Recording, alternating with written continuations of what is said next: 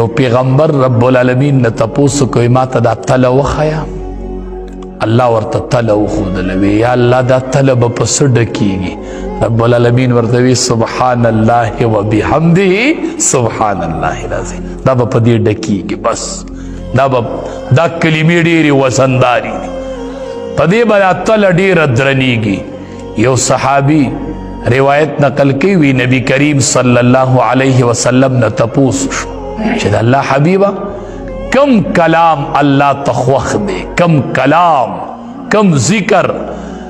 نبی علیہ السلام ورته وی چې کم الله د فرشتو د پاره غوره کړی دی نو هغه الله ته خوښ دی نو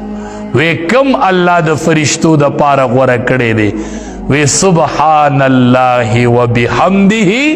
سبحان الله العظیم دا د فرشتو ورد دی دا د فرشتو ذکر دی دا د فرشتو وینا ده چې فرشتي لګي سبحان الله وبحمده سبحان الله العظیم ابو هريره رضی اللہ تعالی عنہ روایت نقل کئی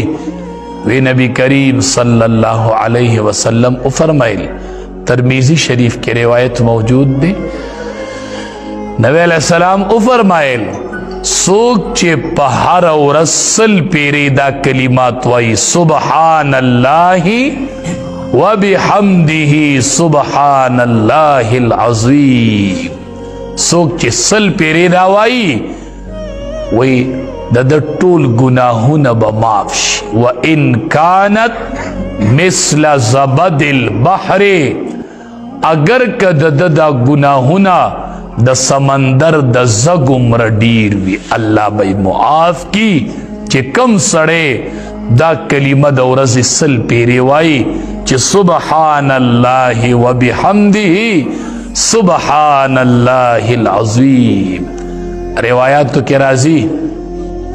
وی دی ټول زنده سر ته چې رزق میلاویږي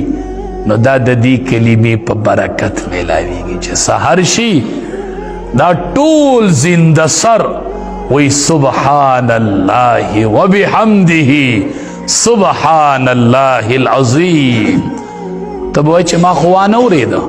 ما خو چرته د کارغه نه وانه اوریده چې سبحان الله وبحمده سوکې په زبان قال سره وی سوکې په زبان حال سره وای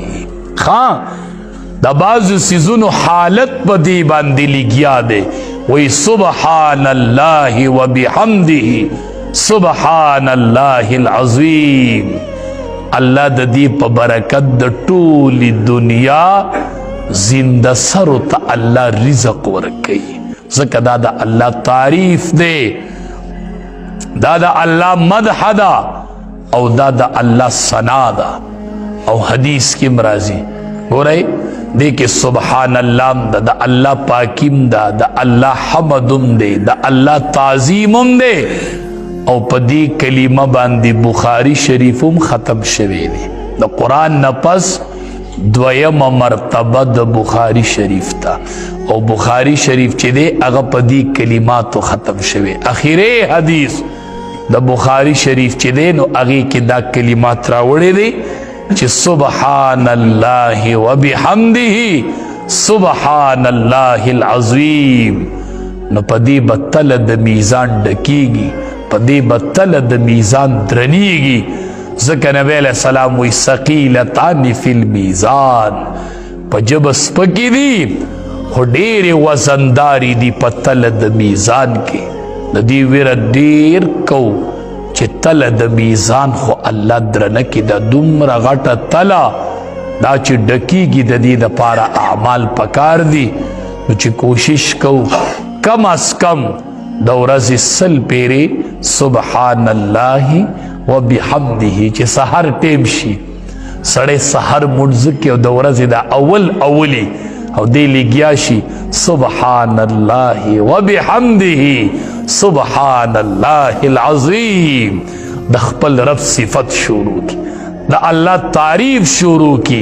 د الله مدح شروع کی دا ټول زنده سر لګی او دغه ټیم کې تم شروع کی په دې الله ډیر خوشاليږي رزق فراخي با عمل نامه کی جمع کیگی،